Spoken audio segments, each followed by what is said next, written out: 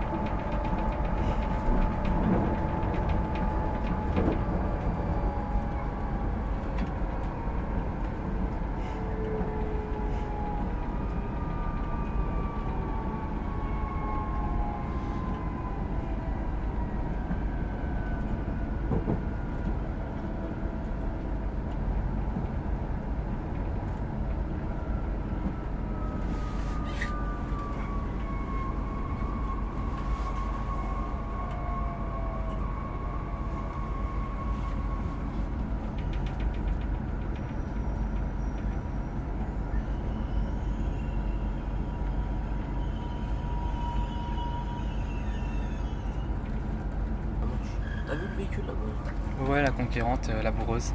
J'espère que tu l'as eu. Ouais, je l'ai filmé, t'inquiète. Il est là depuis 2 jours.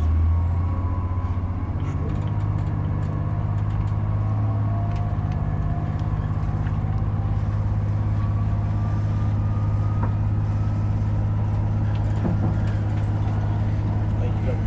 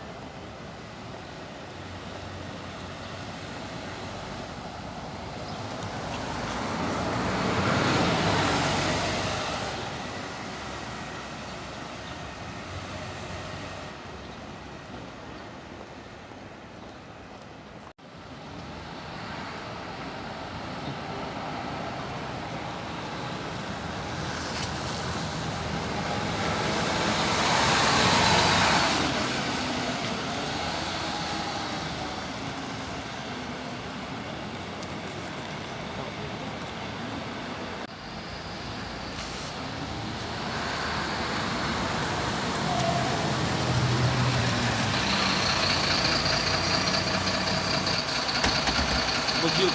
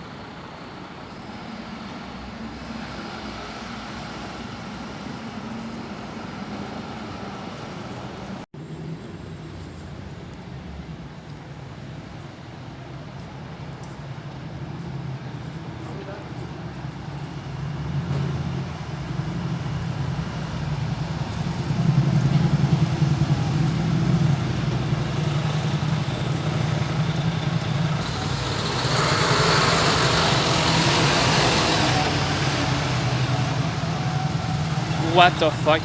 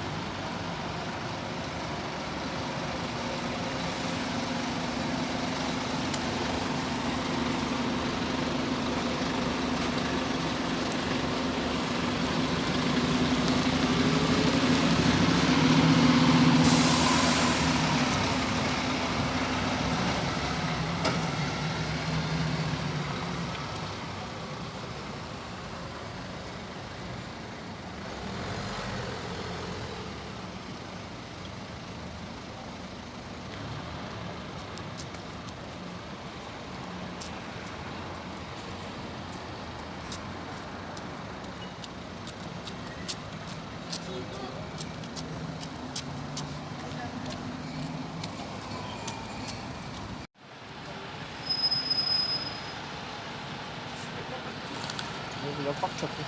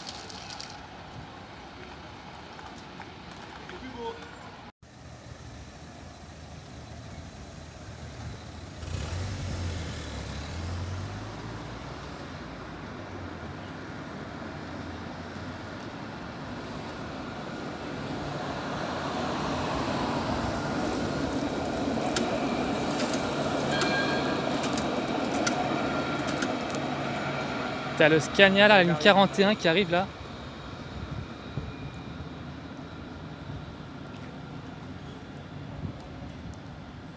Ligne 41, destination Sotteville-lès-Rouen, la Bastille. C'est-à-dire? Pour monter derrière. Ouais.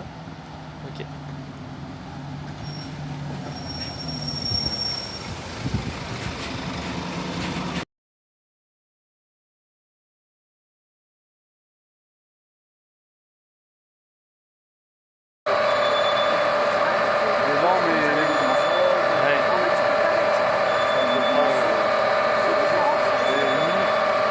Pour descendre.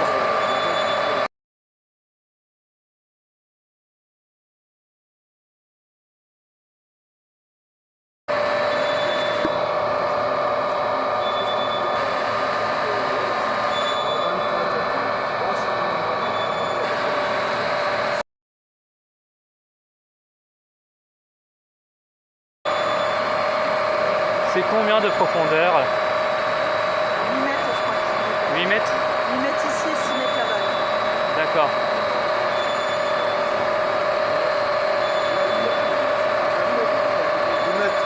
8 mètres. Belle piscine. Ouais. Et ça c'est étanche à l'eau. Normalement à côté il y a de l'eau. Ah oui? Nous on touche à la pratique.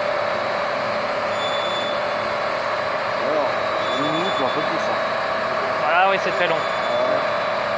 Et là ensuite, les c'est rails. tellement lourd que c'est. Faut que ce soit lent comme ça. D'accord. C'est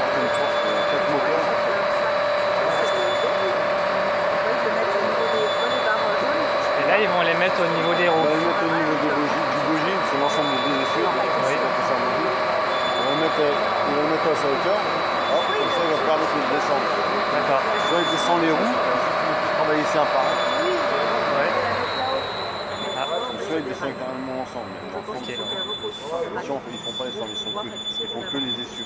Deux roues, quoi, deux paires de roues. D'accord. Par rapport au bogie, en fait, je le vois. Le bogie, je le vois dans le vide. Voilà. Et est-ce que, même attaché comme ça, est-ce qu'il y a des risques que ça tombe? J'espère que non. Non, avec Non. le nombre de points de fixation que tu as dessus. Ils sont encore serrés, ils sont encore vissés. Non. Ouais, est-ce que ça doit peser quand même 7-8 tonnes, un bogie voilà. comme ça? On est sur 1 tonne au mètre carré. Donc, normalement, la partie type, ça doit marcher. Bogie complet. Bogie complet, équipé. On est sur. Alors, on est 1 tonne 4 par essieu à peu près. Ouais. Avec leur bogie, on est dans les 6 tonnes. Là, on est à 8 tonnes. Ouais, il y a raison. Tout à l'heure, on est monté que par 8 listes. Commence par Léona. Non, j'ai dit Léona. Léona. C'est un deuxième. Normalement, c'est pas prévu pour être en ville. Mais là, il faudrait pas tout passer. Ah ouais, tu dois avoir sa casquette.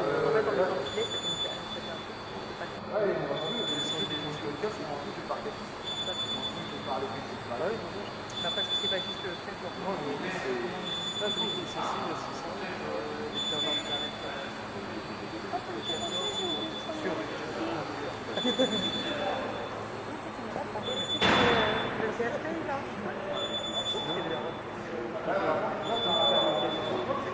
Ouais, des capteurs qui savent à quelle distance pour que ce soit bien aligné par rapport aux rails qui sont au-dessus.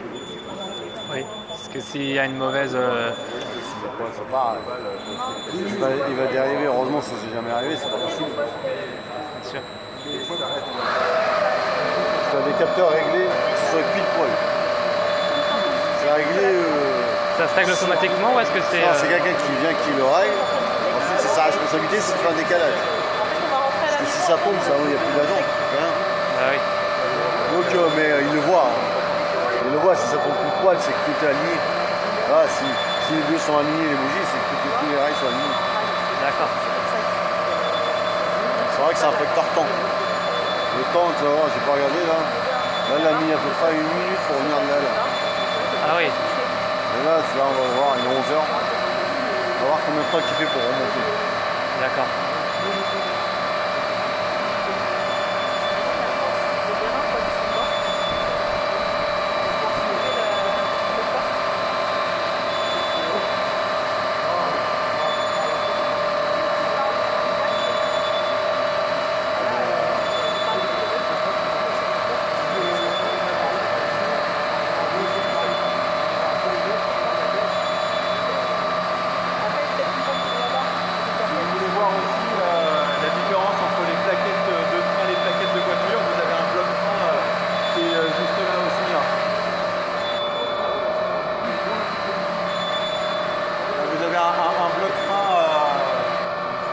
Sur cette série de matériel, vous voyez la taille des garnitures, c'est pas les mêmes que sur les voitures quoi. Vous pouvez aller jeter un œil si vous voulez. N'hésitez pas. Hein. Donc là où il y a la rubalise que vous êtes pour reballer.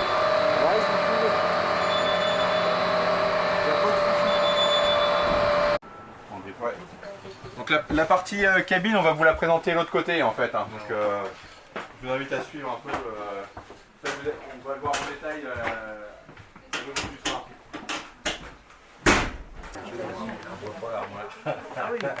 En règle générale, non, on ne doit pas la voir. C'est pas grave. L'intérieur de la rame, n'hésitez pas. Je te laisse en compagnie. Moi je reste pour les autres. Ouais, ça marche. Ouais, je prends le relais, t'inquiète. Ça va maintenant. Je peux m'en sortir aussi. J'aurai encore quelques restes.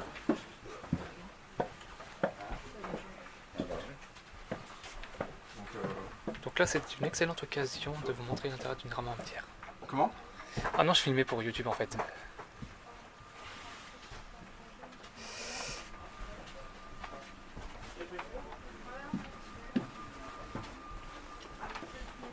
N'hésitez pas, hein, si vous avez des questions pour l'intérieur de la rame, on est là pour ça. Donc ça a tout l'équipement moderne, hein. Vous voyez quasiment tous les sièges sont équipés avec des prises, vous avez de la prise USB aussi.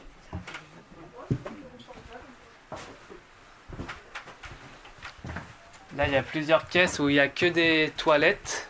Là, il n'y a qu'un espace avec la machine à café et en même temps avec les Oui, vélos. c'est ça. Mais je sais qu'il y a des usagers qui se plaignent parce qu'il y a un manque de place vélo. Il y a plus de place de toilettes que de vélos. Peut-être, ouais. Alors, je sais que c'est des rames qui ont été vraiment conçues pour ce qu'on appelait remplacer les ex-intercités. Après, dans la conception pure pour les places vélo, ça je sais pas trop si dans les prochaines qui vont arriver, qui vont remplacer vraiment en fait les 26-500. Donc c'est vraiment sur du Rouen-Paris principalement. Et s'il y aura plus, j'ai pas encore vu moi les cahiers des charges effectivement des nouvelles rames.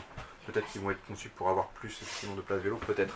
Parce qu'on privilégie ça effectivement sur des trajets plus courts, je pense.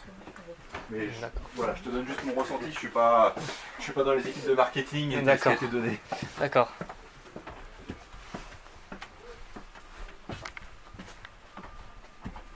Précisément, je sais même pas combien il y a de places vélo effectivement sur ce genre de rame. Ah, pour une rame Omneo, il y en a 3. 3. Alors, en tout cas, il y a 3 vélos disponibles à mettre sur l'ensemble du train. Il n'y a que la partie où il y a la machine à café. Faut prendre des caisses à vélo alors pour transporter. Alors que les corails, il y en avait beaucoup plus. C'est pas très pratique. Alors que sur les corails, il y en avait beaucoup plus. En corail, tu avais aussi possibilité d'avoir les fourgons à l'époque où tu pouvais mettre les vélos dedans. Je pense notamment dans les cabines Rover où tu avais un espace assez grand effectivement qui permettait de mettre ça. En plus des zones prévues à l'origine. Pour avoir travaillé dessus il y a quelques années, j'ai bien mémoire de ça. D'accord.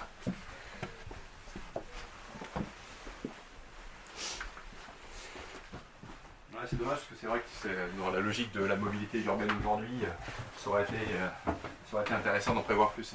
Oui, parce que je vois le train peut souvent être encombré, même la partie dédiée au vélo, il y a des gens qui accrochent pas leur vélo, ils doivent le garder près d'eux. C'est pas évident. Oui. Il faut avoir les petits vélos qui se plient. Ouais, ça aurait été mieux. Voire même une trottinette, pourquoi pas, mais ça va pas sur un vélo, quoi. Là, on arrive côté cabine. Bonjour. N'hésitez pas.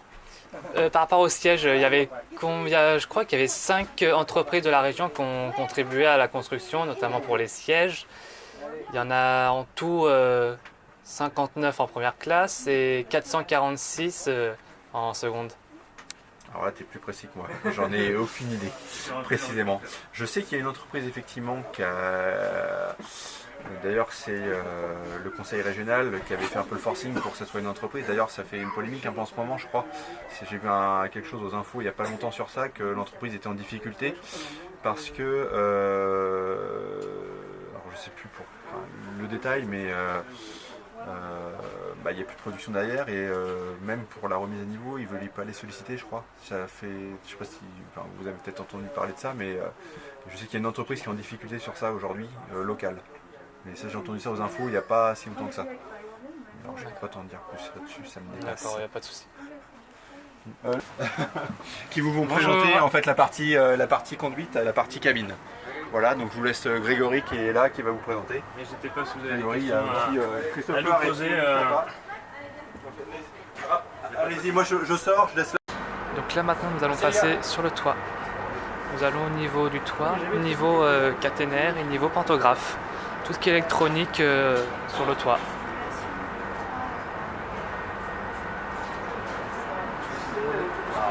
Là on a fait la visite intérieure de l'Omneo. Là on va visiter le toit du train.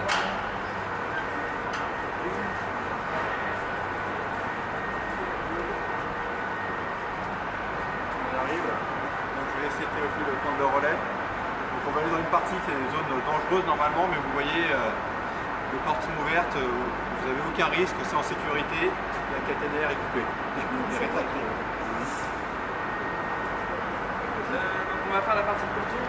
Allez-y,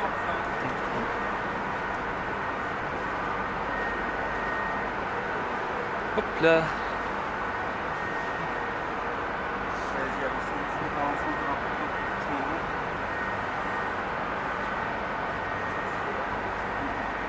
Donc alors sur ces rames là on a beaucoup d'éléments en toiture. Sur d'autres rames ça plus se caisse, ici c'est plus en toiture. On a notamment beaucoup de coffres de conversion de puissance et les clims aussi. Donc on va faire tout le long de la rame et je vais vous expliquer au fur et à mesure les différents coffres lesquels ça répond. On a aussi beaucoup de câblage sur ces rames là. On a environ 1,4 km de câble par mètre linéaire sur ces rames. À cause notamment de tous les réseaux électriques et des réseaux informatiques qui surveillent les rames. Il y en a 3 sur ces rames là. Donc ça fait vraiment beaucoup de monde à caser. Donc là on a déjà une clim. On en a 2 par véhicule de niveau. Les clims sont capables de détecter quand il y a du monde dans la rame ou pas avec des capteurs de CO2. Donc si elles détectent un fort afflux de CO2 dans la rame, elles sont capables d'augmenter la ventilation pour mieux contenir le CO2, pour mieux ventiler la rame. Et quand une clim lâche, les 2 autres vont compenser. Elles peuvent communiquer entre elles. Donc pour ça il y en a un peu partout. Hop, c'est devant.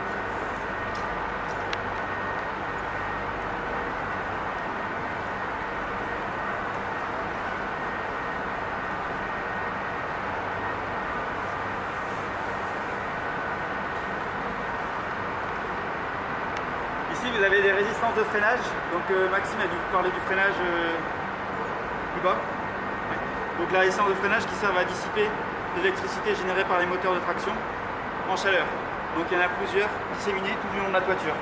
Et à côté, ce que vous pouvez voir, on en a plusieurs aussi, c'est les antennes qui servent pour le GPS et pour le Wi-Fi. Ouais, les 3 là. Et il y en a d'autres aussi tout le long de la rame. Donc il y a plusieurs antennes, différents systèmes qui ont besoin de ça.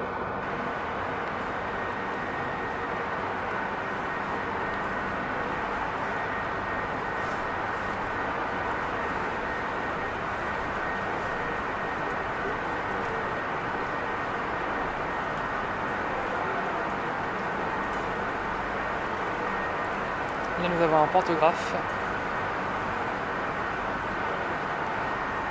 Forcément baissé. Hein.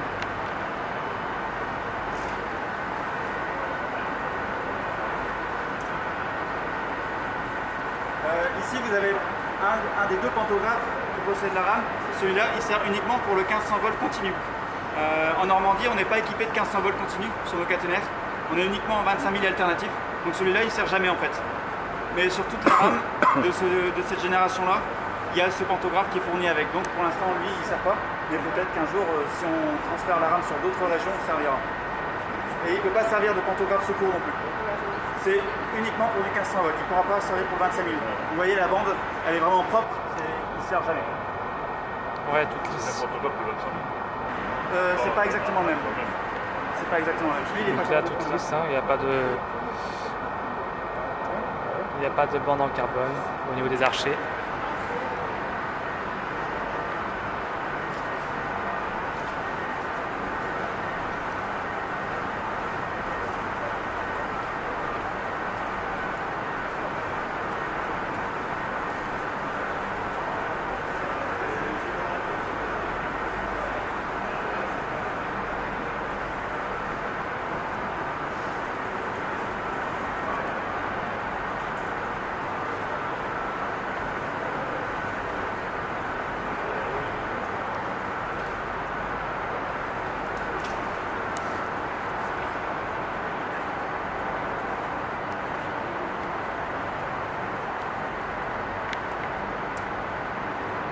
Ici, vous avez l'unité pneumatique principale de la rame pour fonctionner, donc pour le freinage, pour les toilettes, pour certains conforts comme le siège du conducteur, on aura besoin de produire de l'air, donc sous pression.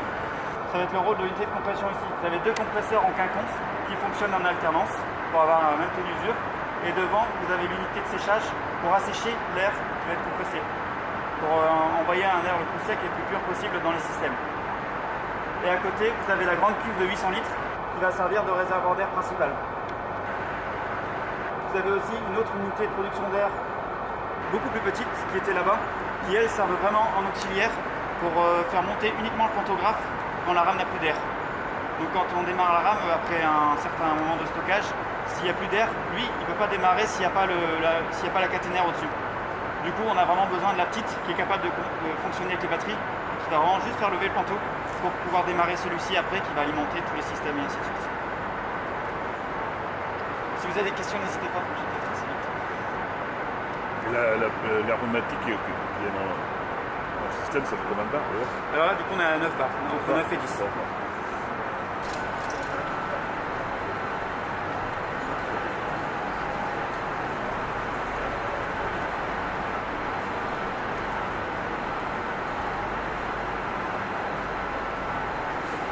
Et là, c'est le pantographe principal, celui qui fonctionne à 1500 volts.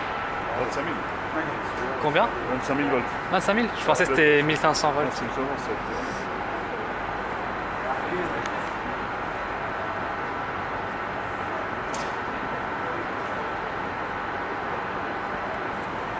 On les voit jamais, c'est ce qu'on entend. Pardon? On les voit jamais quand on entend. Non, non, non, on n'est pas de haut, ou alors on n'est pas de haut, c'est pas pareil. Ouais, c'est pas pareil. C'est pas pareil. Donc là, vous avez le panneau 25 000 volts, donc c'est lui qui va servir en permanence. Donc quand on démarre la rame, qu'est-ce qui se passe? Lui va monter. Vous avez le palpeur ici qui va regarder le courant qu'il y a dans la rame. Donc il va regarder le courant qui est dans la caténaire. Et en fonction du courant, soit lui va rester en place parce que c'est du 25 000 alternatif, soit il va demander au panneau de baisser et va faire monter l'autre pantographe pour capter 1500 volts continu. Donc l'autre panneau ne montera jamais si lui est monté et avant lui. C'est vraiment chacun son tour. Ouais, si tu mélanges du 1500 et 1500 000, Non, ça va. L'autre n'est pas équipé pour les 25 000. Donc en Normandie, c'est vraiment que du 25 000. Le 1500 continu, on en trouve plus sur les vieux réseaux dans le sud. Par la rive gauche, sur Montparnasse. Tout ça par la Oui, c'est ça. 1500 volts. Île-de-France, c'est plus au sud aussi. Sur Montparnasse, tout ça par là. Donc là, vous avez après le pantographe, donc vous avez le palpeur et vous avez le disjoncteur principal. C'est un peu comme à la maison, si jamais il y a une certaine intensité dans la rame ou sur le réseau, lui il protège la rame. Et après vous avez les coffres électroniques qui gèrent le pantographe, la pression, etc. Et donc nous on est sur des rames qui peuvent aller à 200 km/h sur certaines portions du réseau normand.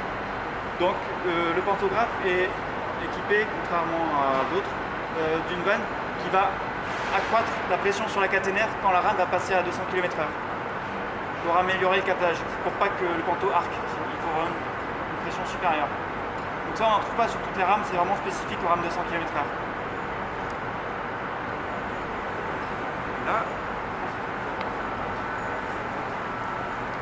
on a encore des panneaux.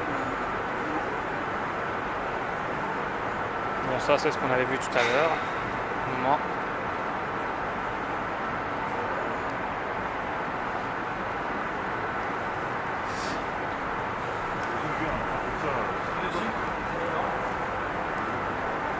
Sur ce rame-là, la traction a bien un peu et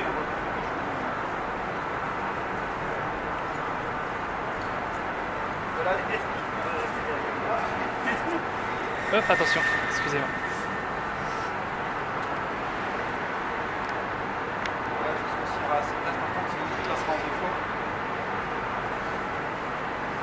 Allez-y, rapprochez au maximum du balisage.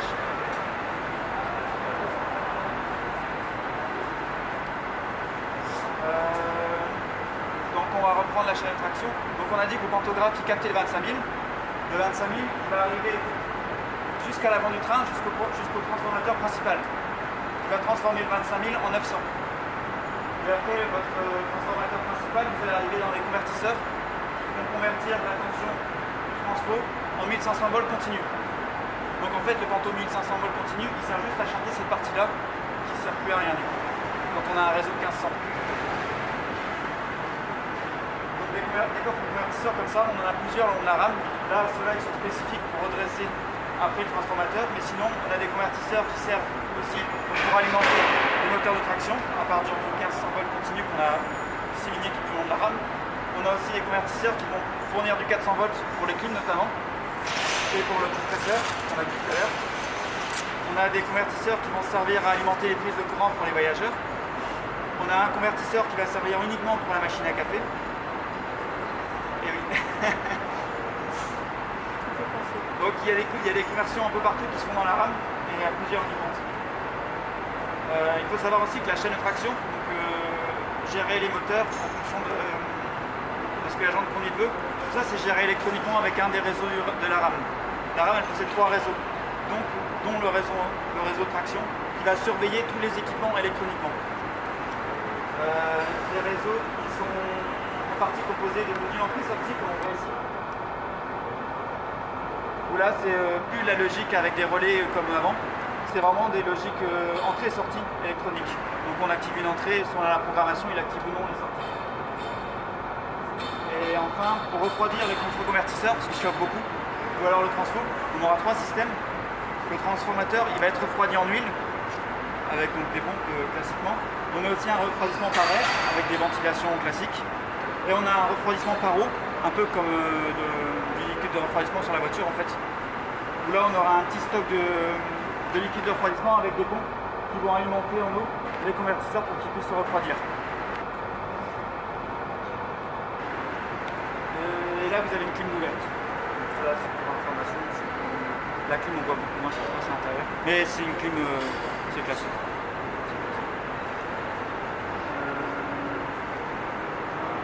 Est-ce que vous avez des questions? Pas de questions.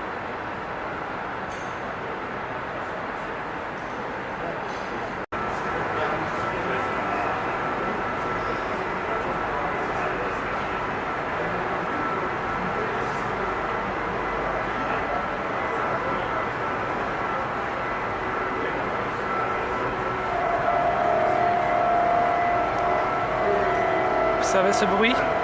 C'est un lever de pantographe.